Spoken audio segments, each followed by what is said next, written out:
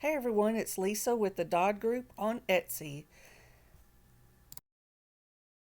Thank you for joining me again as I work on the Baroque Floral Handmade Junk Journal. It'll be listed on Etsy when we're finished. I hope you caught my other Craft With Me video that showed me decorating some of the pages and which kits that I used. You'll have links to those kits in that video, so go check that out. Right now, I'm working on creating my foundations for my hidden spine. I pulled out some 1/4 inch double-sided tape just to help things stay put until the glue dries. This cardboard is a little bit thin. I purchased it on Amazon and didn't realize the thickness was a little bit thin.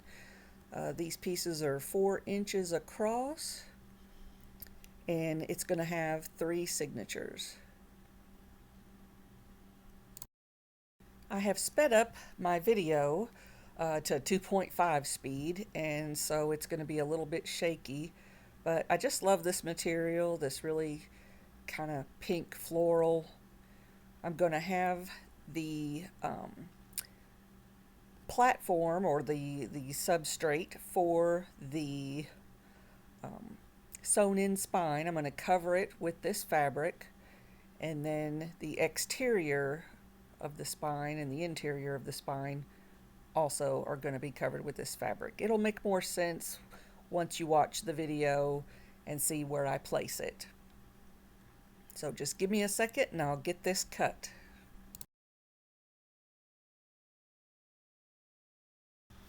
I don't measure much. I eyeball things, so I won't have any measurements other than the 4-inch width of the spine. So I just like to wing it, you know. If I cut something and I measure something, I cut it out, it's invariably wrong.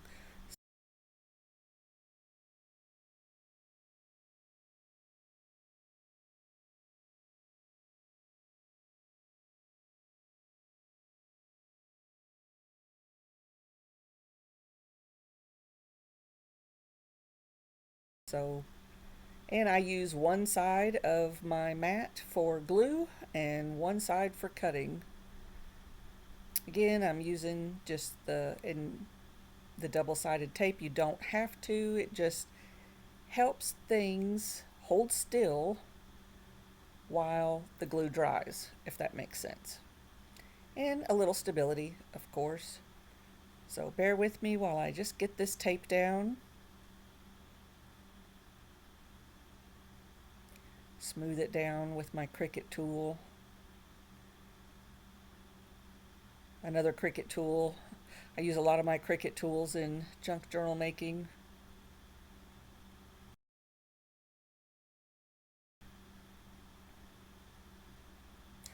So again, this is 2 layers of cardboard, basically. And I'm just putting a little glue down, not a whole lot because it's going to be fabric. Just kind of trying to straighten it up. Maybe it works better sideways. Bear with me. Just mush it down a little bit. In retrospect, I should have put some paper towels down, but it's, it's me. Fly by the seat of my pants. And this is a little tricky. You want to cut, leaving a space between the corner of your cardboard and fabric. It kind of helps. Put down this ruler where you can gauge a little bit of space. That will help your corners not show the cardboard once you fold them under.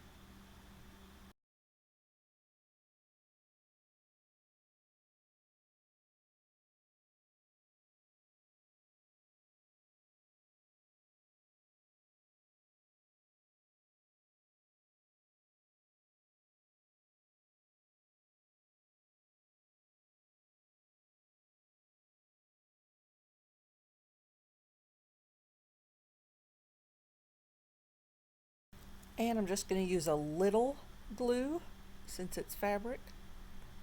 First pull off these strips from my double-sided tape, if I can get them off.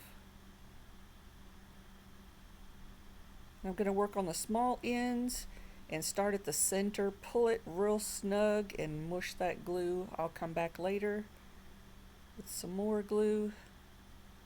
Just smear it, get to the corners, and yes, it's a sticky business.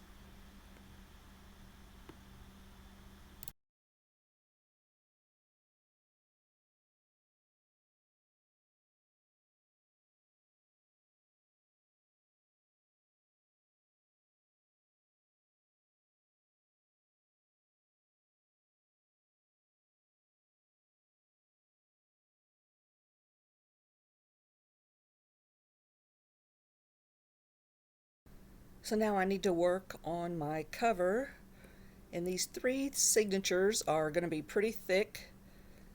That's why I have a 4-inch spine to accommodate them. And now I need to get the width and get those cut down, so I'll be right back.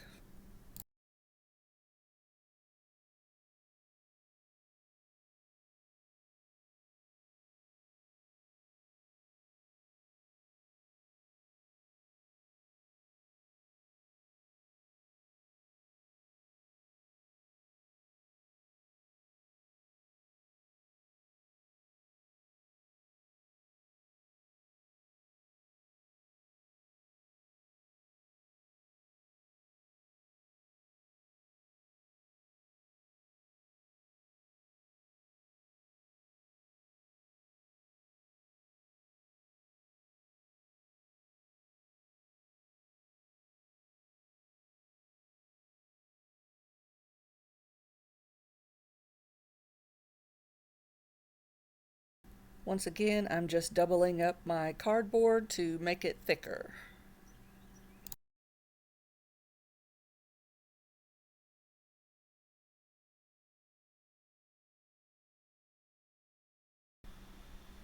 And I'm using drywall tape to reinforce my spine to cover connections.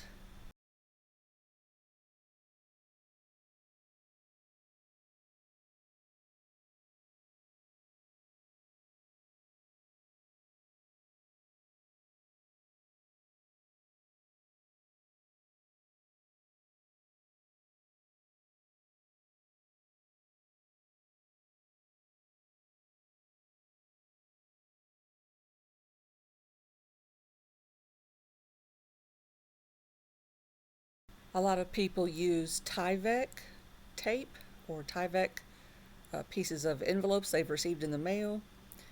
This drywall tape works well with me. It's tacky, not tacky, it has a tooth, it has a grain, so it accepts the glue very well.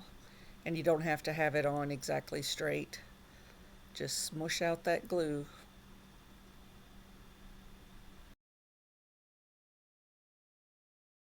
I've picked out a couple of pieces of Tim Holtz cardstock for the covers.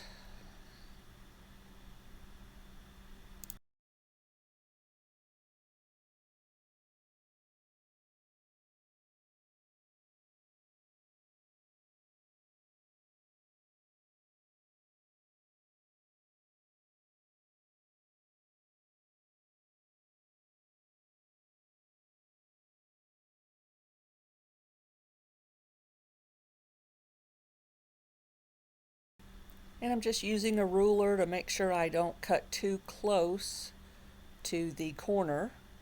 I don't want my corners exposed. I'm going to save these pieces and I'll show you how you can use them just as a extra layer of precaution to make sure that cardboard doesn't show through.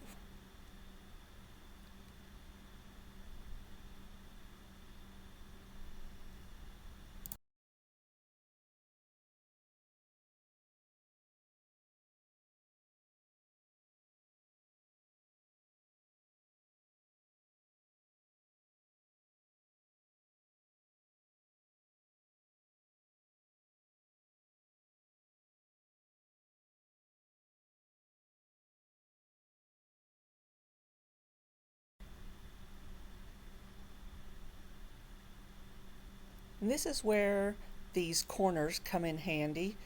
You do not have to do this step. It If you've made a little wonky error in your cover, it will help hide it. It will help hide the cardboard showing through. I'm going to have, eventually when this is near completion, I'm going to have book corners on here so they would obscure it even more. And I think this extra layer is going to help with my book corners, my metal book corners.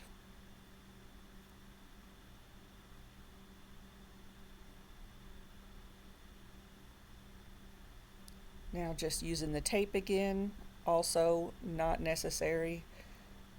You'll see me drag out a bunch of clips to keep this in place while it dries. So I have tons of this, so I just use it whenever I can. It was very inexpensive on Amazon.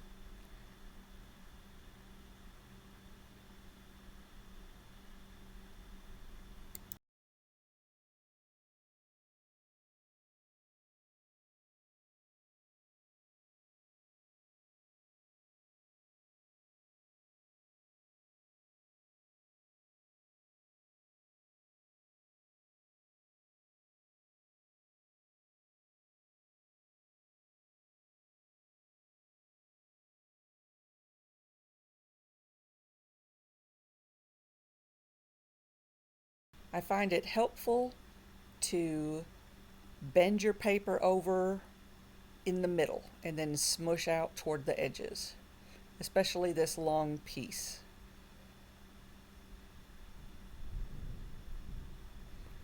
Just push it down and get you a bunch of clothespins to hold it in place.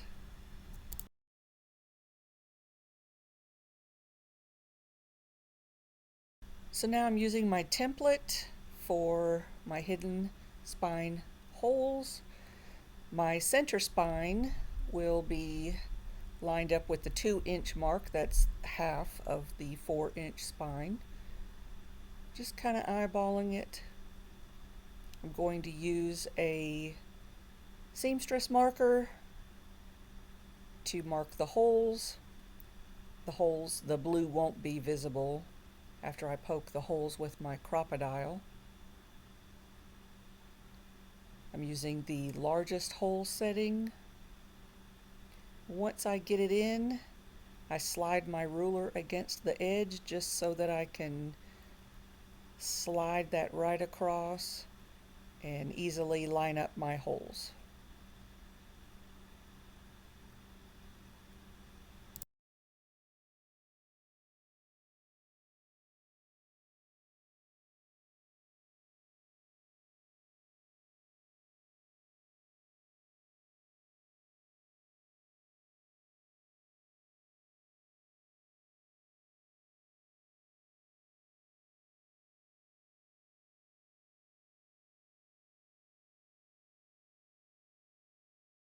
And I'm using my template again to mark the holes. These signatures are quite thick, and I do not believe I would be able to poke a hole through all of the pages with my awl. So I'm using my crocodile.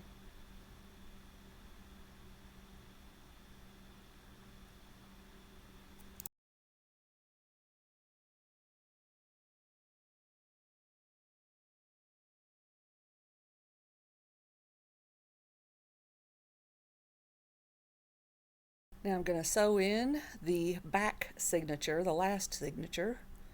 Sew it in first. Take 3 lengths of your signature for each strand. I'm using DMC floss. You could use twine.